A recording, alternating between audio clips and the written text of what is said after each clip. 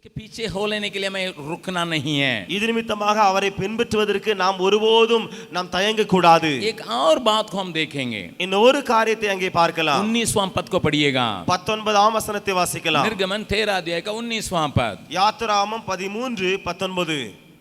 और मूसा यूसुफ की हड्डियों को साथ लेता गया, क्योंकि यूसुफ ने इजरायलियों से यह कह के परमेश्वर निश्चय तुम्हारी सुधि लेगा, उनको इस विषय की दृढ़ शपथ खिलाई थी कि वे उसकी हड्डियों को अपने साथ यहाँ से ले जाएंगे. மோசே தன்னோட கூட யோசேப்பின் எலும்புகளையும் எடுத்துக்கொண்டு போனான்.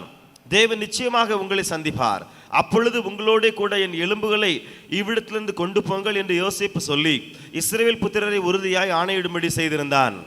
एक विशेष बात को हम यहाँ पर देखते हैं. இங்கே ஒரு விசேஷமான காரியத்தை பார்க்கிறோம். मिस्र देश में लगभग 430 साल तक वे रह चुके थे. எகிப்து தேசத்திலே அவர்கள் கிட்டத்தட்ட 430 வருடங்கள் இருந்து விட்டார்கள். परमेश्वर ने इब्राहिम से कहा था 400 साल तुम्हारे लोग अन्य देश में रहेंगे. அங்கே தேவன் ஆபிரகாமுக்கு சொல்லியிருந்தார், உன்னுடைய ஜனங்கள் அந்நிய தேசத்திலே 430 வருடங்கள் இருப்பார், 400 வருடங்கள் இருப்பார்கள். और इजरायली लोगों के दिल में ये बात हमेशा पाई जाती थी. இஸ்ரவேலுடைய மனதிலே இருதயங்களிலே இந்த காரியம் எப்பொழுதுமே காணப்பட்டிருந்தது. इसके अलावा இதை தவிர एक और बात को वे लोग हमेशा याद करते थे. இன்னும் ஒரு காரியத்தையும் இஸ்ரவேல் ஜனங்கள் எப்பொழுதும் ஞாபகம் வைத்துக் கொண்டே வந்தார்கள். यूसुफ मिस्र देश में प्रधानमंत्री के रूप में था. யோசேப்பு பிரதான மந்திரியாக அங்கே எகிப்து தேசத்தில் இருந்தான். मरने के समय उसने अपने को पूरी तरह से दफनाने के लिए नहीं दिया. அவன் மரிக்கிற வேளையிலே தன்னை முழுவதும் அங்கே அடக்கம் பண்ணுவதற்கு அவன் விடவில்லை. उसने कहा था मेरे हड्डी उस समय रहेगा, उसको आप लोग कानान तक ले जाना जिसको परमेश्वर ने देने के लिए वायदा किया. அவன் இப்படி சொல்லி இருந்தான், ஆண்டவர் வாக்கு பண்ணி இருக்கிறாரே கானான் தேசம், அந்த தேசத்துக்கு என்னுடைய எலும்புகளை நீங்கள் எடுத்துச் செல்ல வேண்டும் என்று சொல்லி இருந்தார். जब इजरायलियों की तकलीफ ज्यादा होती रही, ஆனால் இஸ்ரவேலினுடைய கஷ்டங்கள் அதிகரித்துக் கொண்டே வந்தன. वो एक और बात को भी याद करते रहते थे. இன்னும் ஒரு காரியத்தையும் அந்த இஸ்ரவேல் ஜனங்கள் நினைத்து ஞாபகம் ஊட்டி வந்தார்கள். यूसुफ जिसकी हड्डी हमारे बीच में है, हमारा साथ है, யோசேப்பு, எந்த யோசேப்பினுடைய எலும்புகள் நம்மோடு கூட இருக்கின்றனவோ वो हमेशा एक बात को याद दिलाता है. அது எப்பொழுதுமே நமக்கு ஒரு காரியத்தை ஞாபகம் ஊட்டுகிறது. वो क्या है? அது என்ன? एक न एक दिन परमेश्वर तुम्हारे भेंट करेगा. ஒரு நாளிலே, அந்த நாளிலே தேவன் உங்களை சந்திப்பார். जरूर तुमको यहाँ से ले जाएगा. அவர் கண்டிப்பாக உங்களை அந்த நாளிலே இங்கே இருந்து அழைத்து செல்லுவார். उसी दिन मेरा हड्डी को भी साथ ले जाना. அந்த நாளிலே இது நிமித்தம் என்னுடைய எலும்புகளையும் நீங்கள் எடுத்து செல்ல வேண்டும். आपको मालूम है यूसुफ के अंदर एक विशेष आत्मा कार्य कर रहा था. உங்களுக்கு தெரிந்திருக்கும், யோசேப்புக்குள்ளாக ஒரு விசேஷித்த ஆவி கிரியை செய்து கொண்டு வந்தது. उसके द्वारा परमेश्वर ने सारे संसार के लोगों को भूख से बचाया. இது நிமித்தமாக முழு உலகத்தாரையும் ஆண்டவர் அப்படிப்பட்ட ஒரு பெரிய பசியிலிருந்து விடுதலை கொடுத்தார். उसके अंदर एक बहुत बड़ा आत्मा कार्य करने के चलते उसने मसीह की बातों को भी देख सका. அவனுடைய குள்ளாக ஒரு விசேஷித்த ஆவி கிரியை செய்ததினாலே வருகிற கிறிஸ்துவினுடைய காரியங்களையும் அவன் அறிந்து கொள்ள முடிந்தது. यीशु यरूशलेम में मरेगा, उस समय पवित्र लोग उठ के सांग उठेंगे करके उस विश्वास को उसने देखा. அங்கே இயேசு கிறிஸ்து எருசலேமில் மரிப்பார், அப்பொழுது பரிசுத்தவான்களோடு கூட அவர் எழுந்திருப்பார் என்ற காரியத்தையும் யோசிப்பு அறிந்திருந்தான். इसलिए वो अपना हड्डियों के बारे में वचन दिया है. இது நிமித்தமாக தன்னுடைய எலும்புகளை குறித்து அவன் இப்படி வாக்கு பண்ணியிருந்தான். अपने भाइयों या भतीजाओं से उसने एक मन्नत या शपथ खा ली थी. தன்னுடைய சகோதரர்களிடத்திலே அவன் இப்படிப்பட்ட ஒரு தீர்மானம், இப்படிப்பட்ட ஒரு காரியத்தை சொல்லியிருந்தான். और उसको उसने वाचा के रूप में ले लिया. அவன் அதை ஒரு ஆணையிட்டு அவன் சொல்லியிருந்தான். इस कारण இந்த நிமித்தமாக लोग यूसुफ की बातों को याद करते रहते थे. ஜனங்கள் யோசேப்பின் காரியங்களை எப்பொழுதுமே நினைத்து வந்தார்கள். यूसुफ की बात नहीं, यूसुफ के साथ परमेश्वर ने जो कार्य किया उस पर विश्वास करते हुए उसको पीछे करने के लिए वे तैयार थे. யோசேப்போடு கூட ஆண்டவர் எப்படி இடைப்பட்டாரோ, எந்த காரியங்களோடு கூட உடன்படிக்கை பண்ணாரோ அந்த காரியங்களை இவர்கள் எல்லாம் பின்பற்ற ஆரம்பித்தார்கள். न केवल हम परमेश्वर के पीछे चलने के लिए परमेश्वर की नियुक्त किया हुआ रास्ता में चलने के लिए निर्णय करना है। நாம் தேவனுக்கு பின்பற்றுவதற்காக தேவனால் நியமிக்கப்பட்ட வழியிலே செல்வதற்காக மாத்திரம் நாம் தீர்மானிக்க கூடாது. परंतु साथ ही साथ परमेश्वर की वायदा पर भरोसा रखते हुए आगे बढ़ने की आवश्यकता है। அதோடு கூட தேவனால் சொல்லப்பட்ட வாக்குத்தத்தங்கள் மீது நம்பிக்கை கொண்டவர்களாக அவருக்கு பின் செல்ல வேண்டும். कौन सा वायदा है? எப்படிப்பட்ட வாக்குத்தத்தம்? परमेश्वर विश्वास योग्य है। தேவன் உண்மையுள்ளவராயிருக்கிறார். We follow God not only the ordained way but also putting ourselves in the faithfulness of God. हम परमेश्वर की ना केवल उसकी दिया हुआ मार्गों पर चलने के लिए सौंपते हैं, लेकिन परमेश्वर का जो भी उनकी विश्वास योग्यता को समझते हैं वे उनके मार्ग में चलने के लिए हम अपने आप को सौंपते हैं. तीसरी बात हम वहां पर देख सकते हैं। மூன்றாவது காரியத்தை நாம் அங்கே பார்க்க முடியும். 21 और 22 पद को पढ़िएगा। 21 22 வசனங்களை நாம் பார்க்கலாம். और यहोवा उन्हें दिन को मार्ग दिखाने के लिए मेघ के खंभे में और रात को उजियाला देने के लिए आग के खंभे में होकर उनके आगे आगे चला करता था, जिससे वे रात और दिन दोनों में चल सके। उसने न तो बादल के खंभे को दिन में और न आग के खंभे को रात में लोगों के आगे से हटाया।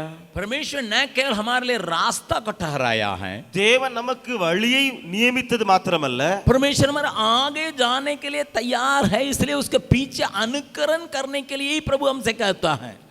ஆண்டவர் நமக்கு முன்பதாக செல்வதற்கு ஆயத்தமாக இருக்கிறதுனாலே அவர் சொல்லுகிறது என்ன? வெறுமனே நீ என்னை பின்பற்றி வா என்றே சொல்லுகிறார். यीशु के साथ जीवन बिताने का, उनके सारे अद्भुत काम को देखने के लिए, जीवन में देखने के लिए एक ही बात पर आप मन लगाएंगे, वो काफी रहेगा। இயேசு கிறிஸ்துவினுடைய முழு வாழ்க்கையும் அறிந்து கொள்வதற்கு, அவர் அற்புதங்களை எல்லாம் புரிந்து கொள்வதற்கு ஒரு காரியத்தின் மீது கவனம் வையுங்கள், அது போதுமானது. क्या है?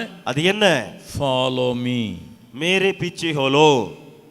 यीशु इतनी कहता है, இயேசு இவ்வளவுதான் சொல்லுகிறார். मेरे पीछे हो लो, எனக்கு என்னை பின்பற்றி வா. अगर तुम मेरे पीछे हो लोगे, என்னை நீ பின்பற்றினால் मैं अच्छा चरवाहा हूं, நான் ஒரு நல்ல மேய்ப்பன், तुम्हें हरी हरी चराइयों में ले जा सकता हूं, நான் உன்னை பசுமையான இடங்களிலே நான் அழைத்து செல்வேன். मेरे पीछे हो लो, நீ என்னை பின்பற்றி வா. मेरे पिता के घर में बहुत सी रहने का स्थान है, वहां तक मैं पहुंचा दूंगा। என்னுடைய பிதாவின் வீட்டிலே अनेक வாசஸ்தலங்கள் உண்டு, அங்கே நான் உன்னை அழைத்து செல்வேன். मेरे पीछे हो लो, என்னை பின்பற்றி வா. जिस सिंहासन को मेरा पिता ने मुझे वायदा किया उसमें मैं बैठाऊंगा। எந்த சிங்காசனத்தை பிதாவானவர் எனக்கு வாக்கு பண்ணியிருக்கிறாரோ அதிலே நான் உங்களை உட்கார செய்வேன். मेरे पीछे हो लो, என்னை பின்பற்றி வா. तुम्हारे रास्ता के सारे कांटियों को मैं पूरी तरह से तोड़ दिया, इसलिए तुम्हारे पांव में ठेस नहीं लगेगा। உன்னுடைய வழியிலே காணப்படுகிற எல்லா முட்களையும் நான் எடுத்து நீக்கி உடைத்து போட்டு விட்டேன், உன்னுடைய கால்களிலே எந்த காயமும் ஏற்படாது. एक जगह में अगर कांटियां हैं तो अगर कोई सामने एक जूता पहन के जा रहा है, आप पीछे नंगे पैर भी जाएंगे, आपको कुछ नहीं लगेगा। ஏதாவது ஒரு இடத்திலே நினைத்துக் கொள்ளுங்கள், அங்கே ஆணிகளோ அல்லது முட்களோ இருக்கின்றன, அங்கே ஒருவன் ஷூவை அணிந்து கொண்டு போய்கொண்டே இருக்கிறான், நீங்கள் அவனை பின்பதாக வெறுங்காலால போவது அடி கடினமே. வெறுங்காலால போறது எளிது, என்ன அது மேல பின்னால பேசாம அது மேல வச்சிட்டே போயிடலாம்। उसी दाग में आप पैर रख के जाइएगा तो आपको कांटी नहीं लगेगा। நீங்கள் அவன் ஷூ அணிந்து கொண்டு சொல்லி சென்றானே அந்த தடத்திலே நீங்கள் வெறுங்காலை வைத்து சொன்னால் உங்களுக்கு ஒன்றும் குத்தாது। उसी प्रकार प्रभु आगे जा रहा है, அப்படியே தேவன் அங்கே முன்னேறி சென்று கொண்டிருக்கிறார்। और हमसे कहता है मेरे पीछे हो लो, அவர் சொல்கிறார் நீ என்னை பின்பற்றி வா। इसका मतलब मेरी सारी विरोध की बातों को सामना कर चुका है, அதாவது என்னுடைய விரோதமான காரியங்கள் எல்லாம் அவர் மேற்கொண்டு விட்டார்। तो इसलिए परमेश्वर की नियुक्त किए हुए रास्तों में, परमेश्वर की डब्बा में अपने पाँव को चलते रखना हमारे लिए आसान भी रहेगा, उसके द्वारा आशीष भी रहेगा। இது நிமித்தமாக தேவனால் நியமிக்கப்பட்ட பாதையிலே அவர் சென்ற அடிச்சுவடியிலே நாமும் செல்வது நமக்கு மிகவும் எளிதாக இருக்கும், அது சாதாரணமாகிவிடும்। आप अगर समय मिलेगा कि आगे सोन में जाके देखें, நீங்கள் உங்களுக்கு நேரம் கிடைத்தால் அங்கே சென்று சோன் ரிவர் வரைக்கும் சென்று பாருங்கள்। एक साधारण ट्रक बालू में नहीं जा पाती है, ஒரு சாதாரணமான லாரி அங்கே மண்ணிலே போக முடியாது, क्योंकि वो जल्दी में फंस जाता है। ஏனென்றால் சீக்கிரத்திலே அதனுடைய சக்கரங்கள் புதைந்து விடும்। लेकिन एक जेसीबी मशीन भागले चले जाता है, उसका चक्का में लोहा लगा हुआ है, वो लगाने के चलते वो सारी बातों को दबा लारी आराम से चले जाता। ஆனால் ஒரு மெஷின் இருக்கிறதே அந்த டயரிலே ஃபுல்லாக இரும்பினால் செய்யப்பட்டிருக்கிறது. அந்த மெஷின் உள்ள வண்டி செல்லும் பொழுது அதற்கு பின்பதாக லாரி சென்றால் அந்த அடித்தடத்திலே இந்த லாரி எளிதாக சென்றுவிடும். एकदम साधारण तौर से चला जाता। மிகவும் எளிதாக அந்த லாரி அந்த தடத்திலே சென்றுவிடும். फिर कौन सा ट्रक फंस जाता है? ஆனால் எந்த விதமான ட்ரக் அந்த இடத்திலே மாட்டி விடுமாம்? थोड़ा सा भी 1 फीट आगे इधर निकल जाएगा तो फंस जाता। கொஞ்சம் தாண்டி அந்த தடத்தை விட்டு இங்கே சென்று விட்டால் ஒரு அடி சென்று விட்டாலும் அங்கே அந்த ட்ரக் மாட்டிவிடும். ये जेसीबी मशीन एकदम एक रास्ता को ऐसा तैयार करके जाता है, फिर केवल पीछे से आराम से गाड़ी से जा सकते हैं. அந்த மெஷின் அங்கே வழியை ஆயத்தம் பண்ணி தடம் போட்டுக்கொண்டே சென்று கொண்டிருக்கிறது. அதுக்கு பின்பு வருகிற வண்டிகள் எல்லாம் எளிதாக அதிலே சென்று விட முடியும். परमेश्वर भी यही कहता है, ஆண்டவரும் இதைத்தானே சொல்லுகிறார், आपसे यही कहता है. நம்மிடத்தில் இதைத்தானே சொல்லுகிறார். मेरे पीछे हो लो का मतलब क्या है? என்னை பின்பற்றி வா என்பதின் அர்த்தம் என்ன? प्रभु आपसे क्या चाहता है? ஆண்டவர் உங்களிடத்தில் விரும்புவது என்ன? कुछ बातों का डरने का सवाल नहीं. எதை பார்த்தும் பயப்பட வேண்டிய அவசியம் இல்லை. वो सारी बातों को मैं देख लेता हूं. அந்த எல்லா காரியங்களையும் நானே பார்த்து விடுவேன். मैंने 3 बात को आपके सामने रखा. நான் 3 காரியங்களை முன்பதாக வைத்தேன். परमेश्वर के ठहराए हुए रास्ता से अलग होने से आप तकलीफ में रहेंगे. தேவனால் நியமிக்கப்பட்ட பாதையிலிருந்து விலகி செல்லும் பொழுது உங்களுக்கு கஷ்டங்கள் வரும். परमेश्वर की दी हुई बातों को उसकी विश्वास योग्यता के ऊपर हम शक करेंगे तो हम तकलीफ में रहेंगे. தேவனால் கொடுக்கப்பட்ட காரியங்கள் அவர் மேலே இருக்கிற உண்மை இதிலே சந்தேகப்பட்டால் நாம் கஷ்டத்துக்குள்ளாக செல்லுவோம். परमेश्वर के ठहराए हुए ना केवल रास्ता में परंतु उसके डब्बा में अपने पैर को रखते तकते जाएंगे तो हमें कोई तकलीफ नहीं रहेगी. தேவனால் நியமிக்கப்பட்ட பாதை அது மாத்திரமல்ல, அவரால் வைக்கப்பட்ட அடிச்சுவடுகள் பாதத்தின் சின்னங்கள் இருக்கிறதே அதிலே செல்லும் பொழுது நமக்கு எந்த பிரச்சனையும் இருக்காது. उस वचन में एक और महत्वपूर्ण बात को देखते हैं. அந்த வசனத்துல இன்னும் ஒரு முக்கியமான காரியத்தை பார்க்கிறோம். क्या है? அது என்ன? रात के लिए प्रबंध है, दिन के लिए प्रबंध है. அங்கே இரவிக்கும் அங்கே ஏற்பாடுகள் உண்டு, பகலுக்கும் அங்கே வழிகள் உண்டு. परमेश्वर कितना अच्छा है. தேவன் எவ்வளவு நல்லவர் பாருங்களேன். उसको मालूम है रात आएगी. அவருக்கு தெரியும் இரவு என்று சொல்லி வரும். परमेश्वर को मालूम है कि दिन में लोगों को धूप लगेगी. தேவனுக்கு தெரியும் பகலிலே ஜனங்களுக்கு வெயில் அடிக்கும். तो दोनों समय की तकलीफों को परमेश्वर जानता है. ரெண்டு பொழுதுகளிலும் இருக்கிற பிரச்சனைகளை தேவன் அறிவார். क्योंकि अभी प्रभु ले जा रहा है उनको जंगल मरुभूमि के रास्तों में. ஏனென்றால் தேவன் இப்பொழுது அழைத்து செல்கிறது ஒரு வனாந்தர பாதை வழியாக. मरुभूमि को कितने लोग देखे मुझे मालूम नहीं. வனாந்தரமான பாதைகளை எத்தனை பேர் அறிவீர்கள் என்று சொல்லி எனக்கு தெரியாது. मैं कई बार उस मरुभूमि में होके जाने का मोहब्बत मिला. எனக்கு अनेक தடவைகள் எனக்கு அப்படிப்பட்ட வனாந்தரங்கள் வழியா செல்வதற்கு வாய்ப்பு கிடைத்திருக்கிறது. बीते साल सितंबर महीना में जब मैं दुबई शारजा गया था, एक और बार उस मरुभूमि में होके जाना के लिए मौका मिला. கடந்த வருடம் செப்டம்பர் மாதத்திலே துபாய் என்று சொல்லி அப்படிப்பட்ட இடங்களுக்கு செல்லும் பொழுது எனக்கு அந்த வனாந்தர பிரதேசத்திலே செல்வதற்கு வாய்ப்பு கிடைத்தது. मरुभूमि में एक बात होती है, मालूम होना चाहिए आपको. அந்த வனாந்தரத்திலே ஒரு காரியம் உண்டாகிறது நமக்கு தெரியும். एक दिन लगेगा यहाँ पर ऊंचा है, यहाँ पर गड्ढा है.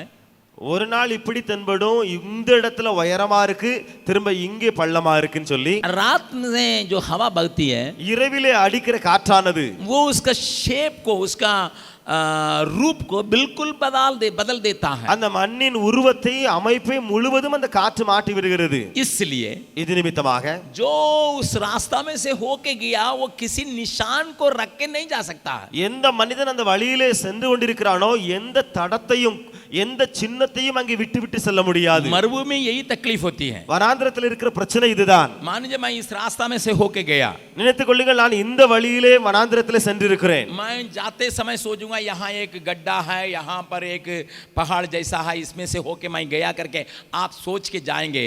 நான் இப்படி நான் யோசித்து சென்றால், ஓ நான் போகிற வழியில இங்கே ஒரு மண் திட்டு இருக்கிறது, இங்கே ஒரு பள்ளம் இருக்கிறது, இப்படி நான் யோசித்துக் கொண்டு குறிப்பெடுத்துக் கொண்டு சென்றால் और दूसरे हफ्ता आप उसी रास्ता से आएंगे, वो रास्ता बदल रहेगा. நீங்கள் அடுத்த வாரம் அதே வழியில திரும்பி வரும் பொழுது அந்த வழித்தடங்கள் எல்லாம் வழியினுடைய காரியங்கள் எல்லாம் மாறி போயிருக்கும். इसलिए रास्ता में भटकने का पूरा डर है. இது நிமித்தமாக வழியிலே தவறி போவதற்கு முழு வாய்ப்பு உண்டு. परमेश्वर इसको जानता है. தேவன் அதை அறிவார். परमेश्वर इस बात को अच्छी तरह से जानता है. தேவன் அந்த காரியத்திலே நன்றாய் அறிவாரே. इसलिए प्रभु कहता है मेरे पीछे हो लो. இது நிமித்தமாக ஆண்டவர் சொல்லுகிறது என்னை பின்பற்றி வா. जिस मार्ग में मैं जा रहा हूं उसी रास्ता में पीछे चलो. நான் எந்த வழியில செல்கிறேனோ அதே வழியில நீனும் வா. साथ ही साथ मैं तेरे पाँवों के लिए दिया के रूप में ठहरा हूं, तेरे तकावन के लिए मैं छाया के रूप में वहां हूं. அங்கே உன்னுடைய இளைப்பாறுதலுக்காக நான் நிழலாக அங்கே காணப்படுவேன், உனக்கு வெளிச்சம் தருவதற்காக நான் அங்கே விளக்காக காணப்படுவேன். इसका मतलब இதனுடைய அர்த்தம் என்ன? तुम्हारा अनुभव काम में नहीं आएगा. உன்னுடைய அனுபவங்கள் எல்லாம் வேலைக்கு உதவாது. अरे बीते हफ्ता इस रास्ता से होके गए थे, கடந்த வாரத்தில் தான் இந்த வழியிலே நீ ஓடி சென்றாய். लेकिन अभी क्या हो गया? ஆனால் இப்பொழுது என்ன ஆயிற்று? अभी क्या हो गया? இப்பொழுது என்ன ஆயிற்று? मैं मद्रास में 5 साल, चेन्नई शहर में 5 साल था, நான் சென்னை பட்டணத்திலே 5 வருடங்கள் இருந்தேன். और 5 साल में जिस क्षेत्र में मैं रहता था गली गली घूमता था. நான் 5 வருடங்களாக எந்த இடத்துல இருந்தேனோ அங்கே எல்லாம் தெரு தெருவாக சுற்றி இருந்திருக்கிறேன். क्योंकि गली गली में जाके प्रचार किया हूं, ஏனென்றால் தெருக்களில் எல்லாம் சென்று பிரசங்கித்திருக்கிறேன். दोस्तों से भेंट करने के लिए गया हूं. நான் நண்பர்களை சந்திப்பதற்காக சென்றிருக்கிறேன். लेकिन अभी मैं जाता हूं, मुझे पता ही नहीं चलता है, ஆனால் இப்பொழுது அங்கே சென்றால் எனக்கே தெரியாது. क्योंकि एक एक नया मकान 6 महीना में बन जाता है. என்னால ஒவ்வொரு 6 மாதத்துக்குள்ளும் புதிய புதிய கட்டடங்கள் வீடுகள் எழும்புகின்றன. मैं यहाँ वहां पर जाके देखता हूं, நான் அங்கே சென்று பார்க்கிறேன். ये बिल्डिंग अभी 4 तला का मकान है, कितना कितना बना, कैसा बना भैया? இங்கே 4 அடி மாடி கட்டடம் இருக்கிறது, எப்படியா கட்டப்பட்டது? 6 महीना के पहले वो तालाब था, அங்கே 6 மாதங்களுக்கு முன்பதாக அது குளமாக இருந்தது. लेकिन अभी 4 तला मकान हो गया. அந்த குளத்துல இப்பொழுது 4 மாடி கட்டடம் உருவாயிற்று. यहाँ पर कुछ नहीं था, यहाँ पर थोड़ा सा कूड़ा फेंका हुआ था, यहाँ भी सुपर बाजार बन गया. कैसा आ गया? இங்கே குப்பை எல்லாம் கொட்டி இருந்தார்கள், ஆனால் இங்கே சூப்பர் பஜார் எப்படி உண்டாயிற்று? भैया 1 साल में ये सारे सुपर बाजार, बहुत बड़ा बाजार बन गया है. ஒரு வருடத்துக்குள்ள அண்ணன் இப்படி ஒரு பெரிய சூப்பர் பஜார் அங்கே கட்டி விட்டார்கள். इसका मतलब मेरा पुराना अनुभव अभी काम में नहीं आ रहा. அர்த்தம் என்ன? என்னுடைய பழைய அனுபவம் வேலைக்கு எங்கே உதவல. किस रास्ता में से होके अपना दोस्त के यहाँ पहुंचना मुझे नहीं हो पा रहा. எந்த வழியிலே சென்று என்னுடைய நண்பனை சந்திக்க வேண்டுமோ அதே எனக்கு தெரிய மாட்டேங்குது. 6 महीना में परिवर्तन होता है, 1 साल में परिवर्तन होता है. 6 மாதத்திலே மாற்றங்கள், ஒரு வருடத்திலே மாற்றங்கள் உண்டாகிறது. अगर इस प्रकार की बात है, இப்படி காரியம் என்று சொன்னால் मरुभूमि में तो रोज परिवर्तन होता है, வனாந்திரத்திலே தினந்தோறும் மாற்றங்களே. लेकिन प्रभु कहता है, ஆனால் ஆண்டவர் சொல்கிறது என்ன? 21 पद को फिर से पढ़िएगा. அந்த वस्त्रத்தை திரும்ப வாசியுங்கள். और यहोवा हाँ। उन्हें दिन को मार्ग दिखाने के लिए दीन को मार्ग दिखाने के लिए मेघ के खंभे में मेघ के खंभों में, और रात को उजाला देने के लिए रात को छाया देने के लिए आग के खंभे में आग के खंभे में होकर उनके आगे आगे चला करता होके था. उनके आगे आगे चलता था. அவர்கள் இரவும் பகலும் வழி நடக்க கூடும்படிக்கு கர்த்தர் பகலில் அவர்களை வழிநடத்த மேக ஸ்தம்பத்திலும் இரவில் அவர்களுக்கு வெளிச்சம் காட்ட அக்கினி ஸ்தம்பத்திலும் அவர்களுக்கு முன் சென்றார். प्रभु के नाम की स्तुति महिमा होवे. தேவ நாமத்துக்கு மகிமை உண்டாகட்டும். तमिल अनुवाद में एक सुंदर शब्द रखा गया है, தமிழ் மொழிபெயர்ப்பிலே ஒரு அழகான வார்த்தை போடப்பட்டிருக்கிறது. வழி நடக்க கூடும்படிக்கு. चलने के ताकत, चलने की रोशनी प्राप्त करने के लिए उनके साथ साथ प्रभु चलता था. அவர்களுக்கு வழிநடத்துவதற்காக, வழிநடக்க கூடும்படிக்கு, வெளிச்சத்தை பெறுவதற்காக ஆண்டவர் அவர்களோடு கூட சென்றாராம். बच्चों, भाई बहन, பெரியவர்களே, பிள்ளைகளே, इस सुबह का समय परमेश्वर आपको याद दिलाने के लिए चाहता है. காலையிலே ஆண்டவர் உங்களுக்கு ஞாபகம் ஊட்ட விரும்புகிறார். जिस रास्ता में से होके तुझे जाना है, எந்த வழியிலே நீங்கள் செல்ல வேண்டுமோ उस रास्ता में जाने के लिए सारे प्रबंध को करके ही प्रभु आपके आगे हैं. அந்த வழியிலே உங்களுக்கு தேவையான எல்லா ஏற்பாடுகளையும் செய்துதான் ஆண்டவர் உங்களுக்கு முன்பதாக சென்று கொண்டிருக்கிறார். फिर कहने के लिए चाहता हूँ, திரும்ப சொல்ல விரும்புகிறேன், जिस रास्ता में से होके आपको जाने के लिए परमेश्वर ने नियुक्त किया, எந்த வழியிலே நீங்கள் செல்ல வேண்டும் என்று சொல்லி ஆண்டவர் உங்களுக்கு நியமித்திருக்கிறாரோ उन बातों के लिए परमेश्वर पहले से प्रबंध करके ही आपको ले जाता है. அந்த காரியங்களை, தேவைப்படுகிற காரியங்களை ஆண்டவர் முதலாவதே ஏற்பாடு பண்ணிதான் உங்களுக்கு